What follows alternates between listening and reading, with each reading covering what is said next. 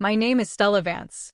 For as long as I can remember, my life has been painted in the soft, muted colors of Portland, Oregon, the gentle gray of a perpetual drizzle, the deep green of moss clinging to old brick, and the watery blue of the Willamette River reflecting an overcast sky. I was a quiet child, more at home with the company of books and the scent of rain-soaked earth than with the loud, brittle energy of my family. My mother, Helen, was a woman of sharp angles and even sharper ambitions, her love measured in achievements and appearances. My uncle, Robert, followed her lead, his gaze always fixed on the next rung of a ladder I never cared to climb. They were a unit, a closed circuit of practicality and forward momentum, and I, with my dreamy disposition and love for the past, was often an outlier, a glitch in their well-oiled machine. My only true anchor in that world was my grandfather, Arthur. He lived in a small, cluttered house in the Hawthorne district, a place that smelled of wood polish, old paper, and the faint, metallic tang of clock oil. He was a horologist, a mender of time. His hands, gnarled by age but impossibly steady, could coax the heartbeat back into watches that had been silent for decades. He taught me that everything, from a grand cathedral clock to a tiny pocket watch, had a soul, a rhythm. You just have to be quiet enough to hear it, little star, he'd say, his voice a low, comforting hum like the ticking of a grandfather clock in an antechamber. He was the one who saw me, not for what I could become, but for what I already was. I was 17, on the cusp of a life my mother had meticulously planned for me, a business degree from the University of Washington, a neat and predictable future. I had a college fund of just over $18,000, a sum I'd amassed through diligent saving, scholarships, and summers spent working at a local bookstore. It was my ticket out, my proof that I could, if I tried, fit into their world. Then, on a Tuesday in late October, the steady ticking of our lives stopped. Grandpa Arthur had a massive stroke. The world dissolved into the wail of sirens and the sterile, unforgiving white of St. Juniper Medical Center. For 3 days, we existed in the hushed, anxious limbo of the intensive care unit. Then, a doctor with tired eyes and a kind but firm voice called us into a small, windowless conference room. The experimental treatment we're proposing could potentially reduce some of the damage, he explained, his hands folded on the table. However, it's incredibly expensive, upwards of $250,000. And I must be frank, his chances of a meaningful recovery are less than 10%. A heavy silence filled the room, thick and suffocating. My mother didn't cry. My uncle didn't argue. Their faces, usually so expressive with ambition and impatience, became smooth, unreadable masks. They exchanged a single, silent look that was more articulate than any words. It was a look of cold, hard calculation. A closing of accounts. My mother stood up, her movements crisp and decisive. "Thank you for your time, doctor." She turned to me, her voice devoid of emotion. "Let's go, Stella. There's nothing more to be done here." I stared at her, my heart a cold stone in my chest. "What are you talking about? We can't just leave him." "Don't be sentimental," she said, her voice dropping to a low, chiding whisper. "He's 84 years old. He's lived a full life. We are not going to bankrupt ourselves for a 10% chance. It's a poor investment. An investment." The word hung in the air, grotesque and obscene. He wasn't a stock portfolio. He was the man who taught me how to read the stars, who smelled of sawdust and honeyed tea, whose quiet presence was the only home I'd ever really known. They turned and walked out. Out of the room, down the long, polished corridor, their footsteps echoing a final, resounding finality. Out the door of St. Juniper's and out of our lives. I was 17. I was broke, heartsick, and more terrified than I had ever been. But as the sound of their footsteps faded, a strange and unfamiliar resolve began to bloom in the hollow space they left behind. I stayed. I stayed because he was my grandfather. And I refused to let him die alone. The silence in the hallway was a living thing. It pressed in on me, amplifying the distant, rhythmic beeping from his room and the frantic thrumming of my own heart. I was left clutching a sheaf of his medical papers in one hand and my worn leather wallet in the other, a child playing at being an adult. The last thing my mother had said, a parting shot tossed over her shoulder without even making eye contact, still rang in my ears. You're making a foolish choice, Stella. But it's yours to make. Just don't come to us when the money runs out. A nurse with a kind, weary face and a name tag that read, Mrs. Chin, approached me gently. She'd been with Arthur since he arrived. Are you Stella? She asked softly. I could only nod, my throat a tight knot of unshed tears.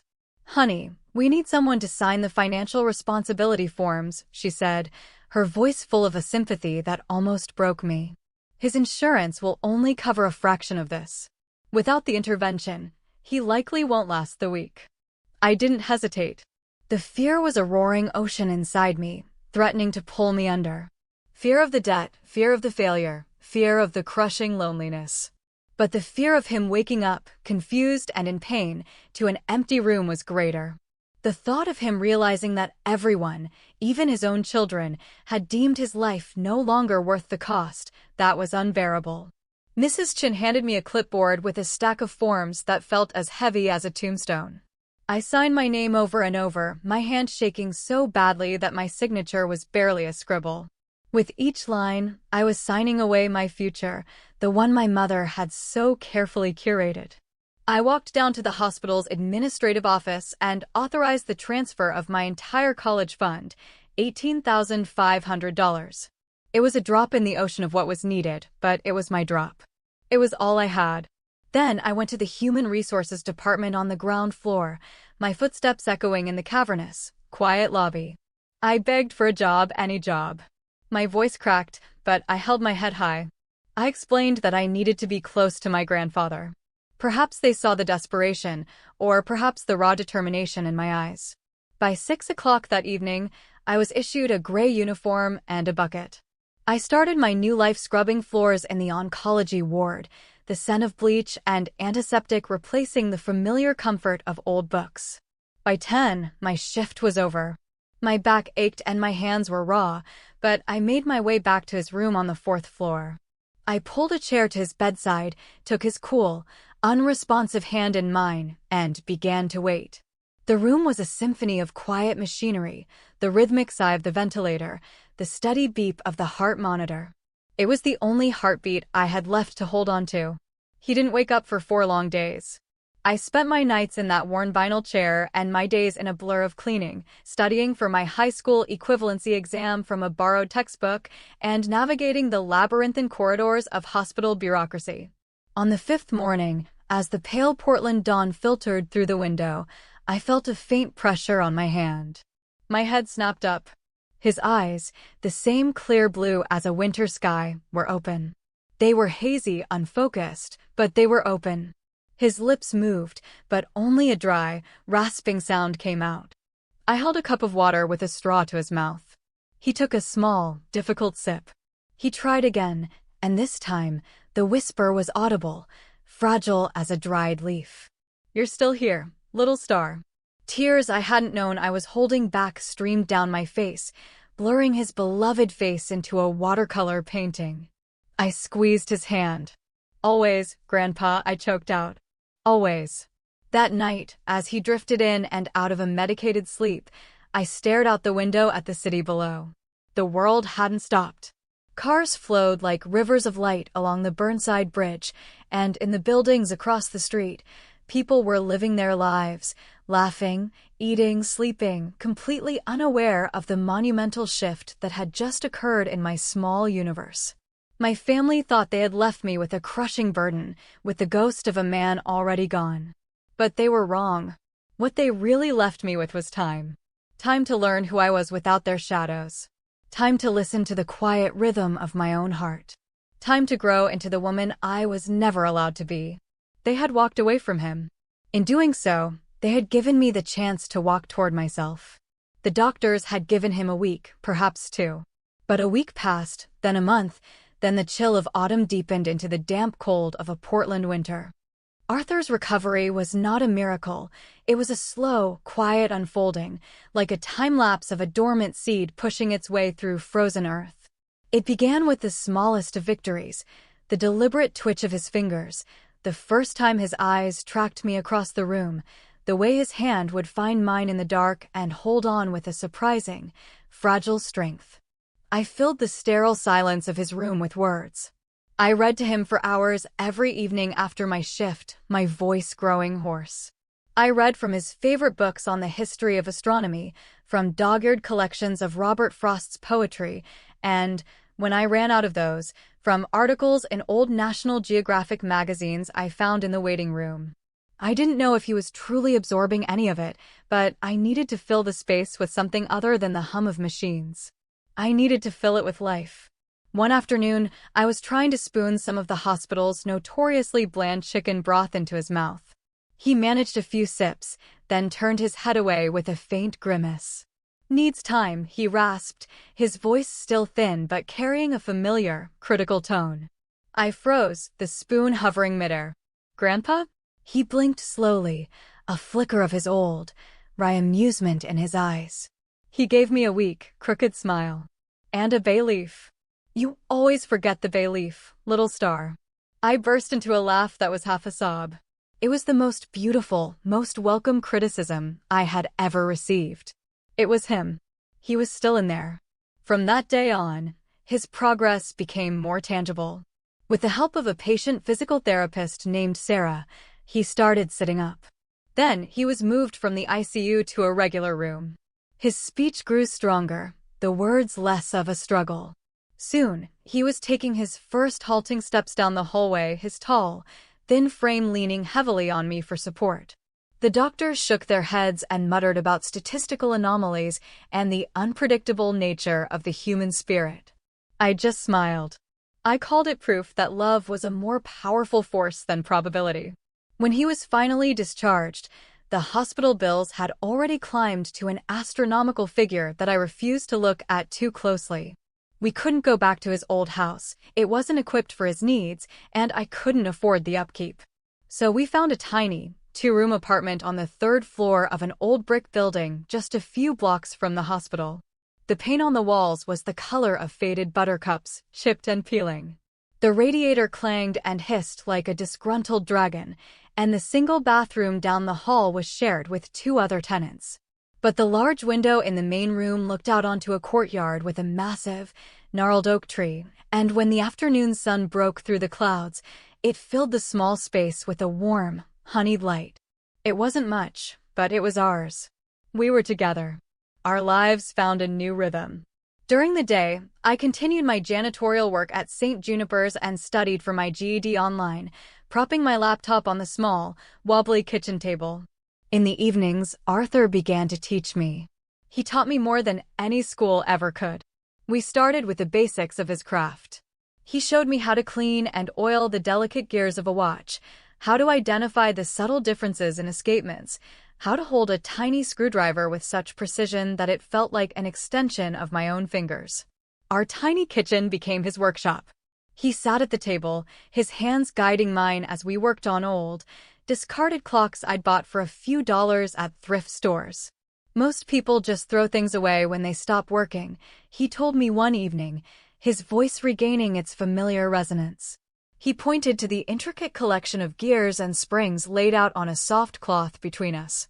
They see a broken object, but a craftsman sees a system of relationships, a problem to be solved. If you understand how something is meant to work, how all the pieces are meant to dance together, you can almost always bring it back. He looked up at me, his blue eyes clear and direct. That goes for clocks, Stella. And it goes for people too. Those lessons, conducted under the flickering light of a bare bulb, were my true education. They were about patience, about paying attention to the smallest details, about the profound satisfaction of restoration. It was a philosophy of repair over replacement, of mending rather than abandoning. It was a quiet rebellion against the throwaway culture my family embodied.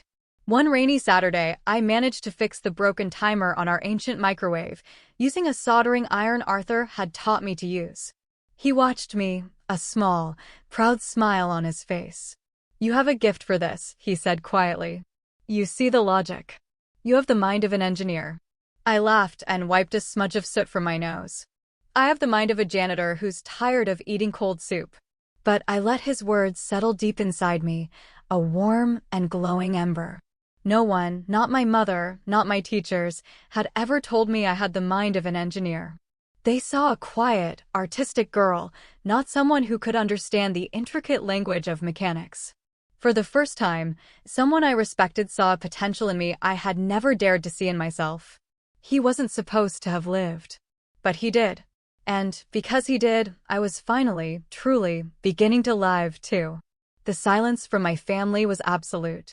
In the first few months, a small, naive part of me held out hope. I thought that once they knew Grandpa Arthur was out of the hospital and recovering, they might reach out. A phone call. A card. Something. But the silence stretched and hardened, becoming a permanent fixture in my life. The first concrete sign was the letter from the bank. The joint savings account my mother had set up for me years ago, the one she monitored, had been closed. My name was no longer on the family cell phone plan. My service was abruptly cut off one afternoon. The final severance was a single, stark text message from my mother. "You made your bed. Don't expect us to lie in it with you." There was no explanation, no argument, just the cold, clean slice of an erasure. I grieved for them then, in a way I hadn't been able to in the sterile chaos of the hospital. I cried for days, curled up on the lumpy sofa in our little apartment, the rain streaking down the window pane like tears. It wasn't just the pain of the abandonment, it was the hollow ache of understanding that they didn't miss me. They didn't miss his quiet wisdom or my clumsy attempts to please them. They had amputated us from their lives with the detached efficiency of a surgeon, and they felt no phantom limb, no lingering ache. Grandpa Arthur saw the grief in my face, no matter how brightly I tried to smile. He never spoke ill of them, never uttered a word of bitterness. He would simply put a comforting hand on my shoulder and say, in his calm, steady way, "Some people are built for fair weather, little star. Their love only works when the sun is shining. You were built for the storm." It's a harder path, but it makes for a much stronger heart. Our finances were a constant, pressing worry. The hospital payment plan I'd negotiated was a crushing weight, and my janitor's salary barely covered our rent and groceries. I took on extra shifts, assisting in the hospital's supply depot during the day, my body aching with a weariness that went bone deep. I often skipped lunch, telling Arthur I'd eaten at work so that he could have the fresh fruit and protein he needed to continue healing. He saw right through it. He hated it. So, one evening, he made me a proposition. "I will teach you everything I know," he said, his tone leaving no room for argument. Advanced mechanics, blueprint design, even the basics of electrical engineering I picked up over the years.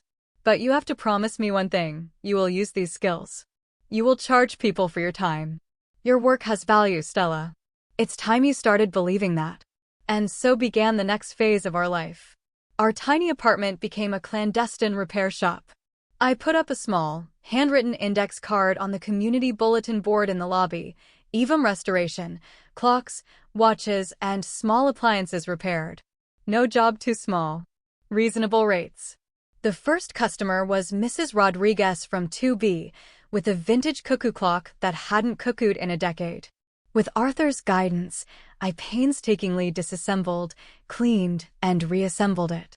When I returned it to her and the little wooden bird popped out at the top of the hour with a cheerful chirp, her joyful gasp was more rewarding than the $20 she pressed into my hand.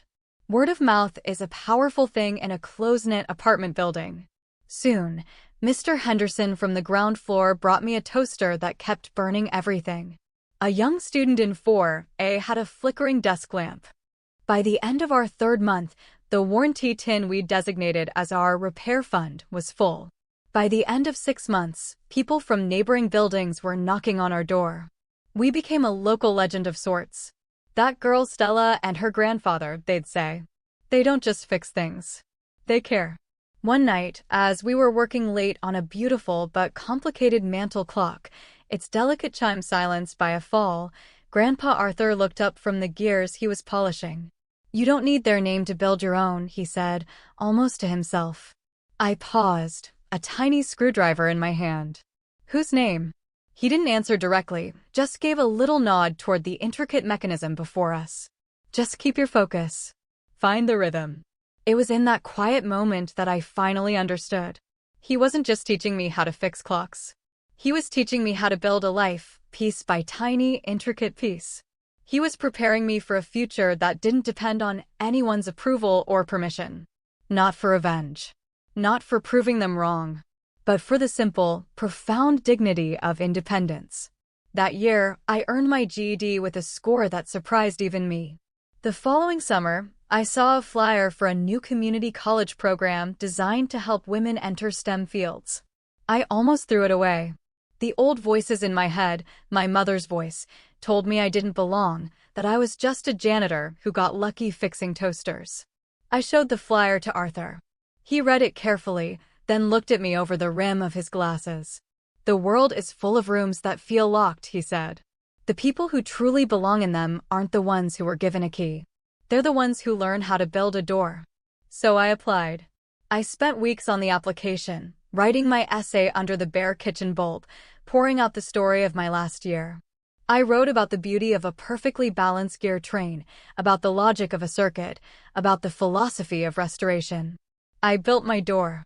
And a month later, an acceptance letter arrived. I had walked right through it. 8 years. That's how long it's been since my family walked away. 8 years since I sat in that sterile conference room and chose a path of uncertainty and love over one of practicality and abandonment. 8 years since I became the girl who stayed. In those 8 years, I became someone else entirely. I became Stella Vance, not as an extension of my family, but as myself. I was no longer just the girl with a mop and a soldering iron. I was a builder, a restorer, a woman whose name was forged in late nights and quiet determination, a name that meant something all on its own. Our little enterprise, Evum Restoration, grew beyond the confines of our apartment. It started with a conversation with Sarah, Arthur's former physical therapist. She mentioned how many of her elderly patients, especially those living alone, feared falling and not being able to call for help. The existing emergency alert systems were clunky, ugly, and carried a stigma. A spark ignited between me and Arthur. What if we could use our skills, his knowledge of intricate, beautiful design, and my growing understanding of modern engineering, to create something better? Something functional, but also beautiful. Something people would want to wear. Our first prototype was born on our kitchen table. It was a simple locket, crafted from polished cherry wood, that housed a sophisticated accelerometer and a GPS tracker. We called it the Guardian Locket. We tested it relentlessly. Arthur, with his characteristic dry humor, became our chief test subject, theatrically falling onto the sofa cushions to see if it would trigger the alert to my phone. We pitched the idea to a local foundation that supported aging-in-place initiatives. They were captivated by the fusion of old-world craftsmanship and new-world technology. They gave us a small seed grant of $10,000. It felt like a fortune. We rented a small workshop space in a converted warehouse downtown, hired 2 bright-eyed interns from my college program, and Evum Restoration was officially born as an LLC. By year 5, we had a partnership with 3 major assisted living communities in the Pacific Northwest. By year 8, our Guardian Lockets and other custom devices were providing peace of mind to over 15,000 seniors and their families. Arthur was the soul of the company. We gave him the official title of Chief Philosopher. He was our anchor, our compass. His workshop corner, filled with his old tools and the scent of cedar, was the heart of our office. He didn't care about profit margins or market share. His input was always simpler, more profound. Is it useful? Is it beautiful? Does it honor the person who will wear it? He would ask. Success is meaningless if it costs your character. One winter, the Portland Mercury ran a feature story on us. The headline read, "From hospital janitor to tech innovator, the woman rebuilding a future for Portland's seniors." The article told our story, my story, in a way that was both humbling and incredibly validating. I didn't send a copy to my mother. I didn't have to. News travels fast in the circles they moved in. I didn't gloat. I didn't answer the syrupy email from my cousin Liam, full of feigned surprise and congratulations, because I knew a truth they could never understand. My name wasn't valuable because of a newspaper article or the success of my company. It was valuable because of the 8 years of quiet work. It was built from every late night I studied, every floor I scrubbed, every clock I mended, and every word of encouragement Arthur had whispered to me when I thought I couldn't go on. He was 92 when his own time began to slow again. This time, it was different. It was a gentle winding down, not a sudden, violent break.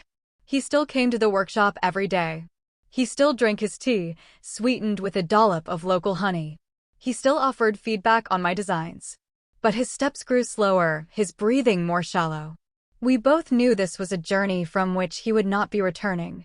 And for the first time in 8 years, after fighting so hard to keep him, I was the one who had to learn how to let go. He passed on a Tuesday morning, the same day of the week it had all begun. The light outside was soft and pearlescent, the world muted as if in reverence. I found him in his favorite armchair in our small, sunlit house, the one we'd bought 2 years prior. He was looking out the window, a well-loved book of poetry resting in his lap, a half-empty cup of tea on the table beside him. A faint, peaceful smile was on his lips. There were no machines, no alarms, no chaos. Only peace. I sat with him for a long time, holding his hand, which was finally still. I wasn't ready to make the call. I wasn't ready to live in a world that didn't have his quiet, steady heartbeat in it.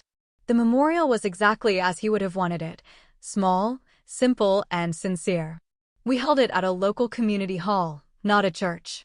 There were no grand eulogies, just shared stories from neighbors, a few of our first employees, and Mrs. Chin, the nurse from St. Juniper's, who said he was the kindest, most resilient patient she had ever known. We served his favorite tea and shortbread cookies. The air was filled with soft chatter and genuine affection, not somber obligation. I was standing near the door, thanking people as they left, when I heard a sound that didn't belong, the sharp, impatient click of expensive heels on the worn linoleum floor. I turned, and my breath caught in my throat. There they were. My mother, Helen, in a tailored black suit that looked more appropriate for a boardroom than a memorial. My uncle, Robert, his face a mask of solemnity that didn't quite reach his restless eyes. And my cousin, Liam, looking bored and scrolling on his phone. They looked like tourists who had stumbled into the wrong event, their grief a poorly worn costume. My mother approached me, her arms opening in a gesture of welcome that was 8 years too late. "Stella, darling. You've become such a remarkable woman." I didn't move. I didn't step into her embrace. The space between us was a chasm filled with years of silence. "I know things were difficult," she tried again, her voice losing some of its manufactured warmth. "But he was my father. We're still family. He would have wanted us all to be together at a time like this." A bitter, hysterical laugh threatened to bubble up inside me. I wanted to scream. I wanted to ask her if she remembered the smell of the hospital hallway where she left me. But I swallowed it all down. I simply gave a tight, polite nod toward the small display of photographs I had set up. "People have been sharing stories. You're welcome to listen." Later, as I was quietly packing away the leftover programs, my mother came to stand beside me. Her smile was thin, a familiar expression I remembered from every childhood event where I had somehow disappointed her. "So," she began, her tone light and casual, about his affairs. "I assume he had a will. Your grandfather was always a meticulous man." I finally met her gaze, my own eyes clear and steady. "Yes, there is a will." Her smile widened, a fisherman casting a net. "Excellent. We'll need to have the solicitor arrange a meeting to discuss how things are to be distributed." And that's when I finally found my voice, the one that had been forged in the quiet of the last 8 years. It was calm. It was not accusatory. It was simply factual. "You left him," I said, my voice barely above a whisper, but it cut through the room's low hum. "You didn't call. You didn't visit. You never once, in 3,000 days, asked if he was even alive. You are not here for him. You are here because you think he left something of value behind." She blinked. Just once. A tiny crack in her composure. Then the mask snapped back into place. "Don't be so melodramatic, Stella. You may have been his caretaker, but we are his children. That is a bond you cannot erase. He would never cut us out. I glanced down at the simple, handcrafted wooden box on the table beside me, which contained the documents his lawyer, Mr. Davies, had given me. "The reading is tomorrow morning," I said quietly. "But you should prepare yourselves." He remembered everything. The next morning, the air in Mr. Davies' office smelled of lemon polish and old leather. I arrived early, not out of nervousness, but out of respect for the moment. I was here to honor Arthur's final wishes. My family arrived exactly on time, a united front of entitlement. My mother surveyed the room as if assessing its property value. My uncle sat with his arms crossed, radiating impatience. My cousin smirked at me from across the long mahogany table. Mr. Davies, a kind man with Arthur's same gentle eyes, cleared his throat. "We are here to read the last will and testament of Arthur Vance." He then turned to me. "Stella, your grandfather left specific instructions. Would you please open the box?" My fingers trembled slightly as I lifted the lid. Inside, nestled on a bed of dark velvet, was Arthur's own silver pocket watch, the one he carried every day. Beneath it was a small, sealed envelope and a simple USB drive. I passed the drive to Mr. Davies. He plugged it into a monitor on the table. A moment later, Grandpa Arthur's face filled the screen. He looked older, more frail than I remembered, but his eyes were bright, his expression serene. His voice, steady and familiar, filled the silent room. "If you are all watching this," he began, a faint, wry smile on his lips, "then I suppose my timing has finally run out. And if the people I suspect are in this room are, in fact, here, well, some things never change." My mother shifted in her chair. "Let me make this brief. I, Arthur Vance, being of sound mind and body, leave the entirety of my estate, including my home, my personal savings, and my full ownership stake in Evum Restoration, to my granddaughter, Stella Vance." A stunned silence, followed by an explosion. "That's outrageous," my uncle sputtered, his face turning a blotchy red. "He was manipulated," my mother cried, her voice sharp with fury. "She was with him every day. She poisoned him against his own family." Mr. Davies calmly held up a hand. "Before he recorded this, Arthur underwent a full cognitive assessment, which I have here, notarized. His wishes are legally airtight. The will also contains a no-contest clause." Grandpa's voice continued from the screen, as if he'd anticipated their every word. "To my children, Helen and Robert, I leave you the memory of the choices you made.